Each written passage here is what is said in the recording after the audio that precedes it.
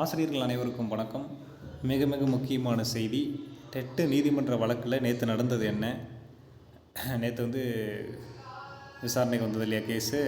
TET pass மதிப்பெண் அனைவருக்கும் 60 என அறிவிக்கப்பட வேண்டும் அப்படிங்கிற மாதிரி. அதாவது ஆல் கேஸ்ட்டுக்கு பிசி, எம்பிசி, டிஎன்சி, ஓசி எல்லா கேட்டகரிக்கும் பாஸ் மார்க் 60 என அறிவிக்க வேண்டும் என்ற நீதிமன்ற வழக்கு Madras high court Madurai branch of Madras ஹைகோர்ட்டில் நடந்த இந்த வழக்கு பற்றி நேற்று என்ன நடந்ததுங்கிற முழு தகவல் இந்த வீடியோவில் பார்க்கலாம். அதுக்கு முன்னாடி நம்ம சேனலுக்கு புதிய பார்வையாளர்களாக இருந்தீங்கன்னா மறக்காமல் சப்ஸ்கிரைப் பண்ணிக்கோங்க. பக்கத்தில் இருக்கிற பெல் ஐக்கானை கிளிக் பண்ணிக்கோங்க. அப்போ தான் எந்த தகவலையும் மிஸ் பண்ணாமல் பார்க்க முடியும். சரி, வாங்க வீடியோக்குள்ளே போகலாம்.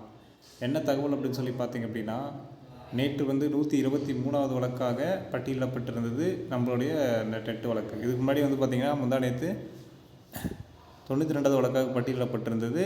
78 வழக்குகள் மட்டுமே விசாரணைக்கு வந்த சூழ்நிலையில் அடுத்த நாளான நேற்று ஒத்தி வைக்கப்பட்டது. 128 வழக்காக 128வது வழக்காக வந்திருந்தது இந்த வழக்கானது.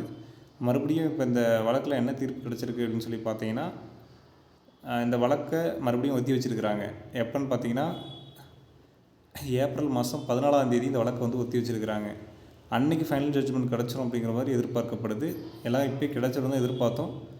பட் எதிர்பாராத விதமாக ஒத்தி வச்சுட்டாங்க. ஏன்னா ஒரு நாளைக்கு 100 கேஸுக்கு மேலே போய்ட்டுருக்கு. டக்குன்னு எல்லாத்தையும் விசாரிக்கிறாங்க. நிறைய கேஸ் பெண்டிங்கில் இருக்கும் போல் இருக்குது.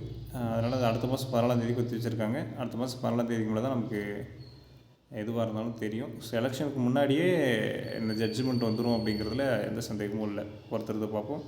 உங்களோட கருத்துக்களை கமெண்ட்டில் சொல்லுங்கள். நன்றி.